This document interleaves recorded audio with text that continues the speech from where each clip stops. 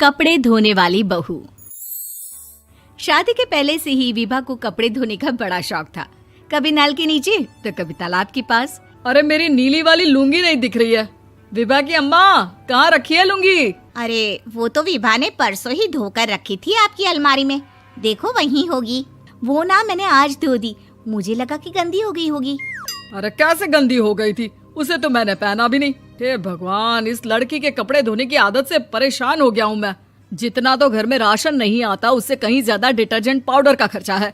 इसकी शादी करवा दो, शादी जाए अपने घर में ही करे काम, फिर चाहे घर के कपड़े धोने हो या पूरे गांव के।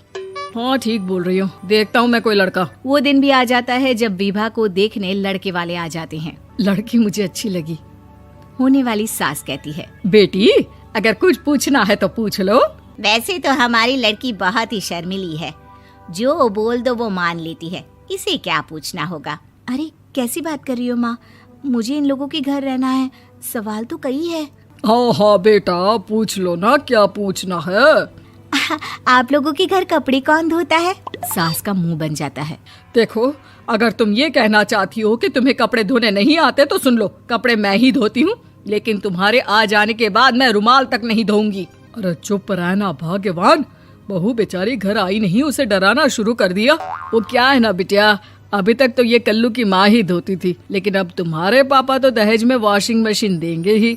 तभी विभा की माँ बोल पड़ती है, सवाल भी पूछा तो क्या। वैसे भाई साहब, मशीन की तो फिर भी कपड़े धोने की कैपेसिटी होती है। मतलब जो बिटिया दे रहे हैं ना विभा, इसे कपड़े धोने का बहुत शौक है। ये आप लोगों के क्या, आस पड़ोस गांव मोहल्ले सबके कपड़े धो दे और उफ तक ना करे। बाहर देखा नहीं आपने कितने कपड़े सूख रहे हैं? सब हमारी बिटिया ने ही तो धोए हैं। बस भी करो ना माँ, शर्म आ रही इतनी तारीफ सुनकर। और तो और एक दाग निकाल कर दिखाओ तो मान जाऊं। हाँ अच्छा, माफ करना बेटा, मैंने गलत समझा। हमें तो रिश्ता बहुत पसंद है। और ऐसे जुड़ जाता है रिश्ता कपड़े धोने का शौक रखने वाली विभा का। उसकी शादी हो जाती है कोयला फैक्ट्री में काम करने वाले कल्लू के साथ। शादी के बाद अचानक विभा चिल्लाती हुई सास के पास आती है। सासू माँ, अरे सासू माँ कहाँ है आप? ये तो धोखा है, धोखा दिया आप लोगों ने मुझे। इसे ससुर के चक्कर के बारे में पता चल गया। अरे तो उसमें तुझे क्यों धोखा मिला है? अरे नल में पानी नहीं आता, कपड़े कैसे कब धुलेंगे? अच्छा, तू पानी नहीं आ रहा उसकी बात कर रही है। तो आपने क्या सोचा? कुछ नहीं। अच्छा, तेरी माँ ने कहा था कि कपड़े धोने का शौक है तुझे, याद आया मुझे। शौक बोलकर कपड़े धोने वाले मेरे जुनून को कम ना आके सासू माँ, कपड़ा धोना मेरा गुरूर है। तभी पति भी वहाँ आ जाता है। अभी मैंने इसे सनी देओल की फिल्म दिखाई है, उसी के डायलॉग मार रही है माँ। अच्छा सुन, साफ साफ बता रही हूँ, पानी सुबह 4 से 6 और शाम को 10 से 12 आता है, समझी? विभा टाइमिंग सुनकर हैरान हो जाती है। ये क्या भूतों का मोहल्ला है? सुबह 4 बजे उठकर कौन कपड़े धोता है? 4 बजे टंकी में पानी जाता है, फिर सारा दिन धोना ना, किसने मना किया? अरे कैसी बात कर रही हैं? 200 लीटर की टंकी में कितने कपड़े धो लूंगी मैं? सुबह ही उठ जाऊंगी मैं। अब क्या था, विभा सुबह 4 से लेकर रात के 12 बजे तक कपड़े ही धोती रहती। एक रोज सास पड़ोस से निकलकर कहीं जा रही होती है कि साथ वाली कहती है, हाँ कल्लू की माँ, जरा ये बताओ कि 2 साड़ी है, 2 ब्लाउज और एक पेटीकोट और एक नाड़े वाला लंबा कच्छा। हाँ तो? अरे तो क्या, कितना लोगी धुलाई ये बताओ। धोबन दिख रहे हैं हम क्या? हमारे पति सरकारी नौकरी से अभी रिटायर हुए हैं और बेटा सुपरवाइजर है कोयला फैक्ट्री में। धोबन समझ रखा है हमें?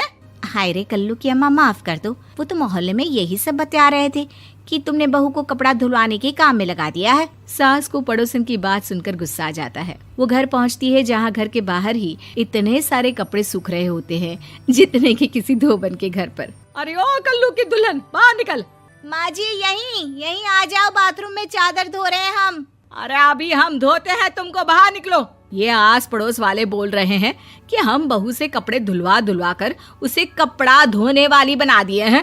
अरे छोड़ो ना माँ जी, किन लोगों की बातों में आती हो? आस पास के लोगों का तो काम ही होता है कि वो किसी तरह सास बहू को लड़ा दे। बहू सारे घर के कपड़े धोती है, ये क्या कम है? बोलिए। सास को भी लग जाता है कि वो बहू का ये सनकीपन नहीं छुड़वा सकती, इससे अच्छा है कि खुद ही चुप हो जाए।